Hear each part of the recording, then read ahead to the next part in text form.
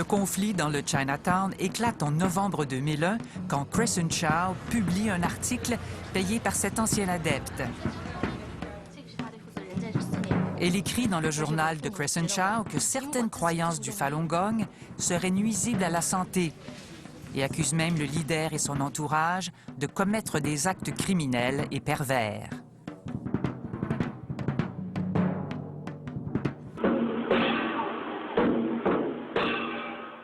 Le Falun Gong contre-attaque et lance une poursuite en diffamation.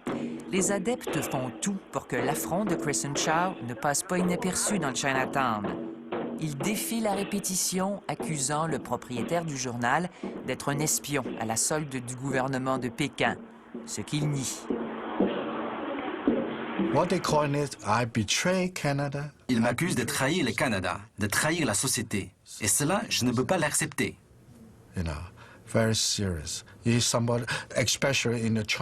C'est très sérieux. Pour nous, les Chinois, un agent, c'est un ennemi du pays. Je ne veux pas être un ennemi du Canada. Plusieurs commerçants du quartier chinois nous parlent volontiers du malaise créé par la présence du Falun Gong, mais refusent de nous en parler à la caméra. On s'est fait dire, après avoir parlé avec quelques commerçants, on ne peut pas vous parler à la caméra, on va se faire harceler. Est-ce que le mot est trop fort, se faire harceler par ces gens-là, par le Falun Gong? Harceler, il faut le vivre pour le savoir, mais c'est vrai que ils ont tendance à appeler à plusieurs reprises, à revenir. C'est jamais violent, mais ça peut ne pas être très agréable, je dirais. Mais Chu comprend bien le silence des commerçants. Avocate, elle lutte depuis longtemps pour les droits de sa communauté. C'est elle qui a confronté en 2006 l'ancien premier ministre Paul Martin dans La Salle-et-Mar sous la bannière du Bloc québécois. Il a une inquiétude vis-à-vis le pouvoir de Falun Gong, mais aussi, en même temps, il y a une autre inquiétude vis-à-vis le gouvernement de Chine. Donc, c'est comme, peut-être les gens se sentent qu'ils sont coincés entre deux pouvoirs qui sont en opposition et ils ne savent pas comment se situer. Le procès contre Crescent Chow s'ouvre devant la Cour supérieure en novembre 2003.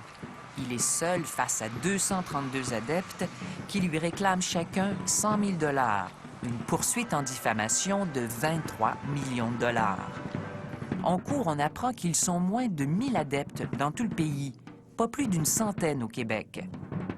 Le Falun Gong déclare aussi ne posséder aucune organisation et ne réclamer aucune contribution financière de ses adeptes. Tout serait volontaire et bénévole. Pourtant, notre enquête nous a permis de découvrir que le Falun Gong est au contraire très bien organisé et qu'il dispose de moyens financiers importants. Leur fanfare est leur carte de visite. Comme à tous les ans, elle est de la parade de la Saint-Patrick et de la Fête du Canada à Montréal. Une présence qui se fait remarquer. Pour les adeptes, ces fêtes sont l'occasion de sensibiliser la population à leur cause. On les voit se faufilant dans la foule pour distribuer des dépliants où il est peu question de leurs croyances, mais plutôt d'espionnage, de torture et de trafic d'organes. Eux vont bien se défendre d'être un mouvement politique, mais je pense qu'à sa face même, ne serait-ce que parce qu'ils sont persécutés et qu'ils répondent à cette persécution en Chine, c'est aussi un mouvement politique, c'est forcé. Les adeptes ont aussi leur journal, même si en le feuilletant, rien ne l'indique. Hautement critique du gouvernement chinois, Epoch Times ou La Grande Époque est publié en 17 langues et possède des bureaux dans 30 pays. Dans la région de Montréal, on le retrouve dans ses versions françaises, anglaises et chinoises et il est gratuit. Au cours de cette décennie à peu près, ils sont devenus un peu parano. Ils ont l'impression d'avoir été assez maltraités par les journalistes, par exemple. Donc, au fur et à mesure, le Falun Gong s'est dit, finalement, on ne veut plus faire affaire avec les journalistes parce qu'ils finissent par dire ce que dit le gouvernement chinois. On va fonder notre journal à nous, on va diffuser nos informations pour passer à travers la tête des journalistes, des médias, pour rejoindre le public. Pendant des semaines, nous avons tenté d'obtenir une entrevue avec cet homme, un des rédacteurs en chef de La Grande Époque, Olivier Chartrand. Il refuse de nous parler à la caméra, mais nous assure que son journal est totalement indépendant et objectif. Nous avons découvert cependant que tous les administrateurs chinois de La Grande Époque à Montréal sont sur la liste des adeptes qui réclament 23 millions de dollars à Crescent Chow.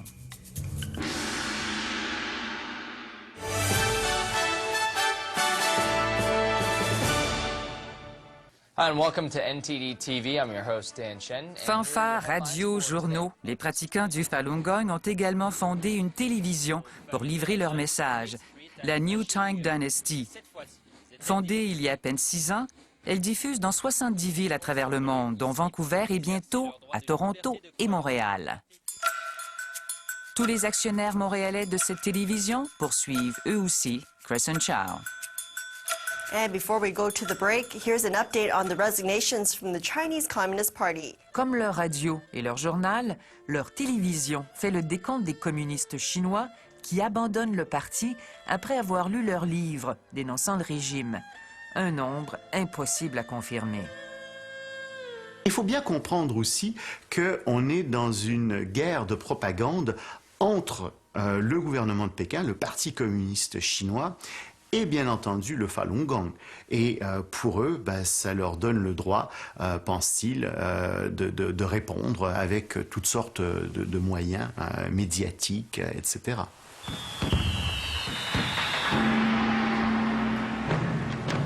Un autre moyen médiatique peu apparent à première vue, le spectacle du Nouvel An chinois, produit par nul autre que la télévision New Tang Dynasty.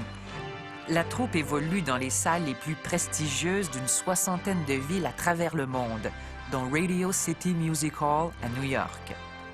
À la mi-janvier, la troupe s'arrête à la Place des Arts de Montréal pour 4 représentations. Costumes inspirés de parchemins anciens, musiques et mélodies sont là pour vous émerveiller. Encore une fois, comme avec leur journal, leur radio et leur télévision, les adeptes masquent leur objectif, qui est de promouvoir leur cause et d'ébranler le Parti communiste chinois. Certains numéros ne laissent aucun doute sur leurs intentions.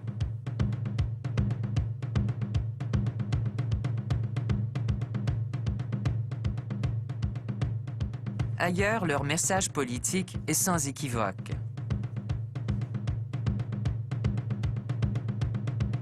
Il faut aller voir le spectacle pour comprendre qu'en arrière de tout ça, il y a une motivation de recrutement ou de... c'est pas juste culturel, disons. Plusieurs politiciens, dont le premier ministre Jean Charest et le maire de Montréal, avaient pourtant endossé ce spectacle. Leur bureau nous affirme maintenant que les producteurs ont manqué de transparence en cachant leur lien avec le Falun Gong.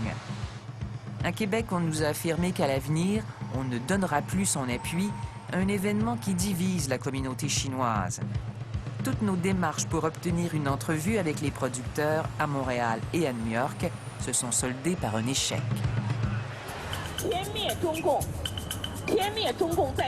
Ce qui divise aussi la communauté chinoise de Montréal, ce sont des rassemblements d'adeptes comme celui-ci, fréquents dans le jardin du Chinatown.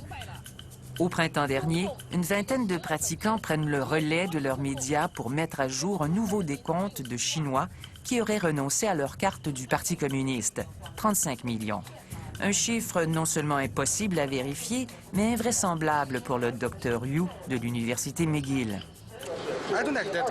Je n'aime pas ces gens. Je travaille à l'Université McGill. Je ne m'intéresse pas à ces choses-là.